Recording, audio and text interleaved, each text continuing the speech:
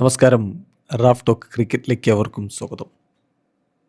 ഈ fight of reputation and expectation, ഇന്നത്തെ West Indies versus India super 8 മത്സരത്തെ അങ്ങനെയാണ് പല ക്രിക്കറ്റ് നിരീക്ഷകരും വിശേഷിപ്പിക്കുന്നത്. തീർച്ചയായിട്ടും രണ്ട് ടീമിനും നിർണായകമാണ്. വിജയിച്ചെങ്കിലും മാത്രമേ മുന്നോട്ട് പോകാൻ പറ്റുകയുള്ളൂ. ഒരു വെർച്വൽ നോക്കൗട്ട് മാച്ചാണ്, അല്ലെങ്കിൽ ഒരു ക്വാർട്ടർ ഫൈനൽ പോലെ വിജയിച്ച സെമി ഫൈനലിലേക്ക് എത്തുന്ന മത്സരം. എന്താണ് നമ്മൾ പ്രതീക്ഷിക്കേണ്ടത്? ടീമുകളുടെ തന്ത്രങ്ങൾ എങ്ങനെയായിരിക്കും? ഇതൊക്കെയാണ് നമ്മൾ ഈ ഒരു വീഡിയോയിൽ പരിശോധിക്കുന്നത്. കഴിഞ്ഞ ദിവസം പ്രീ മാച്ച് പ്രസ് കോൺഫറൻസിൽ സംസാരിക്കവേ പഴയകാല ഓർമ്മകളിലേക്ക് ഡാരൻ സാമി പോവുകയും 2016 ഇവിടെ കിരീടം ചൂടിയതിനെക്കുറിച്ചൊക്കെ സംസാരിച്ചു. അതോടൊപ്പം അദ്ദേഹം പറഞ്ഞു, ഇത് ഡേവിഡും ഗോലിയാത്തും തമ്മിലുള്ളൊരു പോരാട്ടമാണ്. ദാവീദാണ് ഗോലിയാത്തിനെ പരാജയപ്പെടുത്തിയത് എന്ന കാര്യം കൂടി ഓർക്കുക. എൻ്റെ കുട്ടികളോട് ഞാൻ നാളേക്ക് പറയാൻ ഉദ്ദേശിക്കുന്ന കാര്യം അതാണ്. ഇന്നലെ അദ്ദേഹം പറയുകയാണ്. അപ്പോൾ അദ്ദേഹം ഇന്ത്യയെ ഒരു ഗോലിയാത്തായിട്ടാണ് അവതരിപ്പിക്കുന്നത്, ഒരു ജൈജാൻറ്റിക് ഫിഗറായിട്ട്. വലിയ പിന്തുണ ഇന്ത്യക്ക് സ്റ്റേഡിയത്തിലും ഉണ്ടാകും, പുറത്തും ഉണ്ടാകും എന്നും അദ്ദേഹം പറയുന്നുണ്ട്. എന്നാൽ തൻ്റെ ടീം ഫുള്ളി പ്രിപ്പയർഡാണ്, എൻ്റെ എല്ലാ പോരാളികളും പോരിന് തയ്യാറാണ് എന്നാണ് അദ്ദേഹം പറഞ്ഞത്. ചുരുക്കത്തിൽ വളരെ പംഡപ്പായിട്ട് മോട്ടിവേറ്റഡ് ആയിട്ടാണ് വെസ്റ്റ് ഇൻഡീസ് ഇറങ്ങുന്നത് എന്നർത്ഥം. വെസ്റ്റ് ഇൻഡീസിൻ്റെ ബാറ്റിംഗ് ഡെപ്ത്ത് തീർച്ചയായിട്ടും അവരുടെ ഏറ്റവും വലിയ സ്ട്രെങ്ത്തുകളിലൊന്നാണ്. 80 റൺസ് എടുക്കുമ്പോഴേക്കും 7 വിക്കറ്റ് പോയിടത്ത് നിന്ന് 8ാം വിക്കറ്റ് കൂട്ടുകെട്ടിൻ്റെ മികവിൽ 170 എത്താൻ ഒരു ടീമിന് പറ്റുമെങ്കിൽ ആ ടീമിൻ്റെ ബാറ്റിംഗ് ഡെപ്തിനെ കുറിച്ച് നമ്മൾ പറയേണ്ടതില്ലല്ലോ. അപ്പോൾ ആ ഒരു സ്ട്രെങ്ത്ത് വെച്ചിട്ടുള്ള കളിക്കായിരിക്കും അവരൊരുങ്ങുക. എന്നാൽ ഇന്നലെ ഇന്ത്യയുടെ ഭാഗത്ത് പ്രീ മാച്ച് പ്രസ് കോൺഫറൻസിൽ പങ്കെടുത്തത് അസിസ്റ്റൻറ്റ് കോച്ച് നമ്മൾ ടെൻഡോഷെ എന്ന് പറയുന്ന റയാൻ ടെൻഡസ്കാറ്റയാണ്. അപ്പോൾ അദ്ദേഹം പറഞ്ഞത് തീർച്ചയായിട്ടും ഫയർ ഫോർ ഫയർ എന്ന രൂപത്തിലുള്ളൊരു ഫൈറ്റായിരിക്കും. തീക്കളി, അങ്ങോട്ടും ഇങ്ങോട്ടും അങ്ങനെയുള്ളൊരു കളിയായിരിക്കും. 20 ഓവറും അറ്റാക്ക് ചെയ്ത് കളിക്കുന്ന രീതിയിലാണ് തൻ്റെ ടീം റെഡി ആയിട്ടുള്ളത് എന്ന് അദ്ദേഹം പറയുന്നു. പിന്നെ ഈ ഒരു മാച്ചിനെ കുറിച്ച് പറയുമ്പോൾ പ്രഷറില്ല എന്നൊന്നും അദ്ദേഹം പറയുന്നില്ല. അങ്ങനെയുള്ള ഭംഗിവാക്കുകളിലേക്ക് പോകുന്നില്ല, മറിച്ച് പ്രഷറുണ്ട്. പക്ഷെ അതെങ്ങനെ ഹാൻഡിൽ ചെയ്യണം എന്നതിനെക്കുറിച്ച് ധാരണയുണ്ട്. അതിന് എല്ലാവരും പ്രിപ്പയർഡാണ് എന്നുകൂടി പറയുമ്പോൾ ഇന്ന് രാത്രിയിൽ ഒരു സൂപ്പർ പോരാട്ടം വേണം നമ്മൾ പ്രതീക്ഷിക്കാൻ. കൊൽക്കത്ത ഈഡൻ ഗാർഡൻസിലാണ് മത്സരം. എന്താണ് നമുക്ക് പ്രതീക്ഷിക്കാൻ പറ്റുന്നത് വെച്ചാൽ ഒരു ഡ്രൈ പിച്ചാണ് എന്നാണ് ഡാരൻ സാമി അതിനെക്കുറിച്ച് അസസ് ചെയ്ത് പറഞ്ഞത്, പിച്ചിനെക്കുറിച്ച് പറഞ്ഞത്. എന്നാൽ മാച്ച് ഈവിൽ അവിടെ പിച്ചിൽ ഒരൽപ്പം ഗ്രീനൊക്കെ ഉണ്ടായിരുന്നു. പിന്നെ കഴിഞ്ഞ മത്സരങ്ങളിലെ സ്കോർ നോക്കണ്ട, കാരണം ഈ രണ്ട് ടീമുകളുടെയും കപ്പാസിറ്റി വെച്ച് വലിയ സ്കോറുകൾ വരാനുള്ള സാധ്യത ഏറെ കൂടുതലാണ്. കഴിഞ്ഞ ആഴ്ച അവിടെ മഴയുണ്ടായിരുന്നു, പക്ഷേ ഇന്നത്തെ മത്സരത്തിന് റെയിൻ ത്രെട്ട് ഒന്നുമില്ല. അപ്പോൾ ഒരു ഡ്രൈ പിച്ച് നല്ല രൂപത്തിൽ സ്കോർ വരാൻ സാധ്യതയുള്ള ഒരു ഗെയിമായിട്ട് വേണം ഇതിനെ കാണാൻ. ഇന്ത്യയെ സംബന്ധിച്ചിടത്തോളം കഴിഞ്ഞ മത്സരത്തിലുണ്ടായിരുന്ന പോലെ തന്നെ 11 കൊണ്ട് ഇറങ്ങാനാണ് സാധ്യത. സഞ്ജു സാംസണും അഭിഷേക് ശർമ്മയും ചേർന്നുള്ള ഓപ്പണിംഗ് കൂട്ടുകെട്ടും, പിന്നാലെ ഇഷാൻ കിഷനും തിലക് വർമ്മയും സൂര്യകുമാർ യാദവും ഹാർദിക് പാണ്ഡ്യയും ശിവൻ ദ്യൂബയും അക്സർ പട്ടേലും വരുൺ ചക്രവർത്തിയും ജസ്പ്രീത് ബുംറയും ഹർഷ്ദീപ് സിംഗും എന്ന രൂപത്തിലായിരിക്കും ഇന്ത്യയുടെ 11. അപ്പോൾ ഇതിൽ ശ്രദ്ധിക്കേണ്ട കാര്യം, നമ്മുടെ ബാറ്റിംഗ് എന്ന് പറയുന്നത് 8ാം നമ്പർ വരെ മോശമല്ലാത്ത ബാറ്റിംഗ് ഉണ്ട്. ഇപ്പോൾ വെസ്റ്റ് ഇൻഡീസിന് 9ാം നമ്പർ വരെ ബാറ്റ് ചെയ്യാൻ ആളുണ്ട് എന്ന് പറയുമ്പോഴും നമുക്ക് 8ാം നമ്പർ വരെ ബാറ്റിംഗ് ഉണ്ട്. അക്സർ പട്ടേലുണ്ട്. 8ാമത് വരുന്നത് ഒരു പക്ഷേ അക്സർ പട്ടേലായിരിക്കും. പിന്നെ കഴിഞ്ഞ മത്സരത്തിന് മുമ്പ് വരെയുള്ള മത്സരങ്ങളിൽ ഇന്ത്യക്കുണ്ടായിരുന്ന ഒരു പ്രതിസന്ധി എന്ന് പറഞ്ഞാൽ ടോപ്പ് ഓർഡറിൽ ആദ്യം 3 പേരും ലെഫ്റ്റ് ഹാൻഡർമാരായിട്ട് വരുന്നു എന്നുള്ളതൊക്കെ ആയിരുന്നല്ലോ.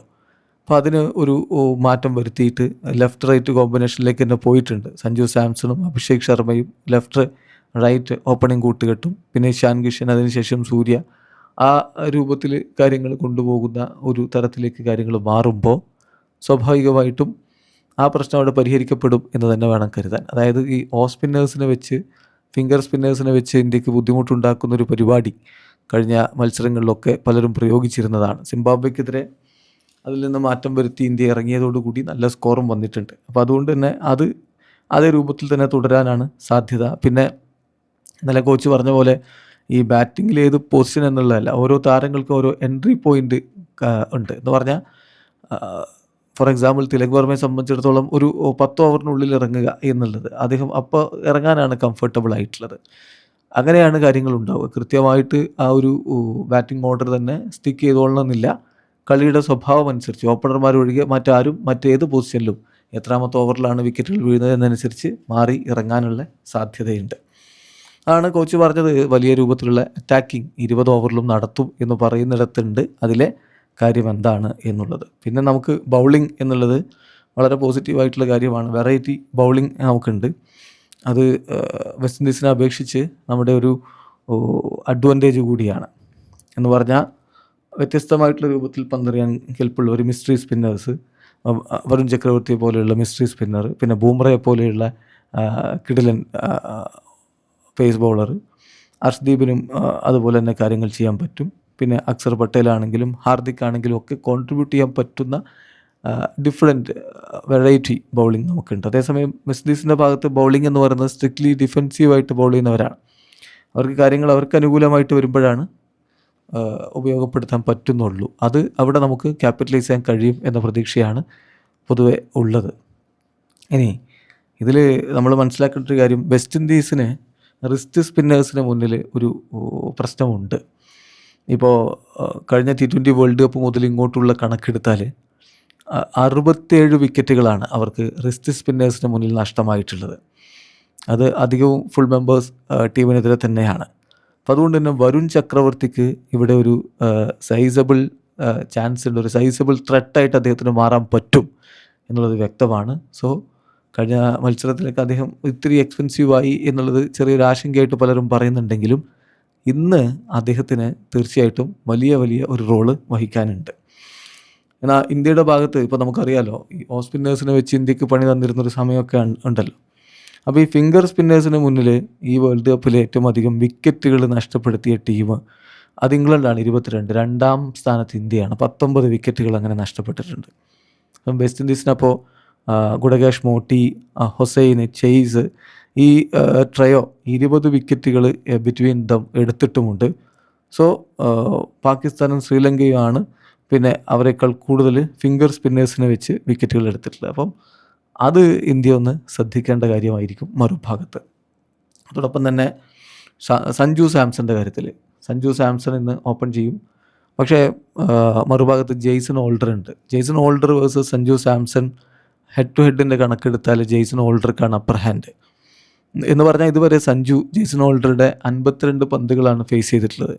അതിൽ സഞ്ജു അടിച്ചിട്ടുള്ളത് 57 റൺസ് മാത്രമാണ്. 4 തവണ ഔട്ടായിട്ടുമുണ്ട്. അതായത് സഞ്ജുവിൻ്റെ ആവറേജ് ജെയ്സൺ ഹോൾഡർക്കെതിരെ 14.25ആണ്. Strike rate 109.61. പിന്നെ തുടക്കത്തിൽ തന്നെ സഞ്ജുവിന് പണി കൊടുക്കാൻ അത്തരത്തിലൊരു നീക്കത്തിലേക്ക് അവർ പോകുമോ എന്നുള്ളതാണ് കണ്ടറിയേണ്ടത്. എന്നാൽ മറുഭാഗത്ത് അവരുടെ ഇപ്പോൾ നമ്പർ 3 വരുന്ന ഷിംറോൺ ഹെറ്റ്മയർ മിന്നും ഫോമിലാണ് താരമുള്ളത്. പക്ഷേ അദ്ദേഹത്തിനെതിരെ ഒരു ഫേറ്റൽ വെപ്പൺ ഇന്ത്യയുടെ ഭാഗത്തുണ്ട്, മറ്റാരുമല്ല ജസ്പ്രീത് ബൂംറയും അദ്ദേഹവും തമ്മിലുള്ള ഹെഡ് ടു ഹെഡിൻ്റെ കണക്കെടുത്താൽ 21 പന്തുകളാണ് ബൂംറയുടേത് ഷിംറോൺ ഹെറ്റ്മയർ കളിച്ചിട്ടുള്ളത്. അതിലാകെ അടിച്ചത് 15 റൺസാണ്.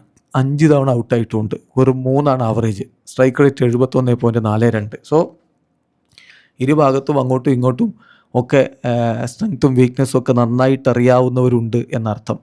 അതുകൊണ്ട് തന്നെ ഇന്നത്തെ മത്സരം ഒരു മറുതന്ത്രം, അതായത് റയൻ ടെൻഡോഷ് പറഞ്ഞ പോലെ ഒരു തരത്തിൽ ഫയർ ഫോർ ഫയർ എന്നുള്ള രൂപത്തിൽ ഫൈറ്റായി മാറാനുള്ള എല്ലാ സാധ്യതയുമുണ്ട്. രണ്ട് ടീമിൻ്റെയും ഈ സൂപ്പർ 8 യാത്ര ഒരുപോലെയാണ്.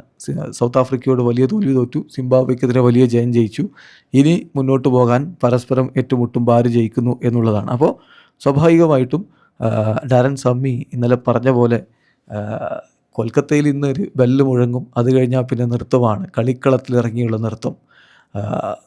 വെസ്റ്റ് ഇൻഡീസ് ഏറ്റവും നന്നായി ഡാൻസ് ചെയ്യുന്നതാണ് ഞാൻ വിചാരിക്കുന്നത് അദ്ദേഹം പറഞ്ഞു. ആ ഒരു സെൻറ്റൻസ് അംഗം നമുക്ക് മാറ്റാം. ഇന്ന് കളിക്കളത്തിൽ മികച്ച ഒരു നൃത്തം നടക്കും എന്ന് പറഞ്ഞാൽ ക്രിക്കറ്റ് എന്ന മാസ്മരിക നൃത്തം നടക്കും.